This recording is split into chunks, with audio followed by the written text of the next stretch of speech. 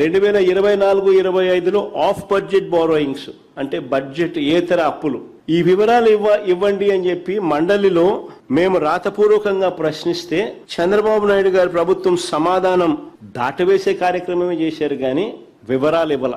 ఇక of budget బారోయింగ్లు అని అడిగారు అధ్యక్ష. ఈ ప్రభుత్వం ఆఫ్ బడ్జెట్ బారోయింగ్లు చేయలేదు. మీరు చెప్పినటువంటి మార్క్ఫెడ్ కోసం చేసింది.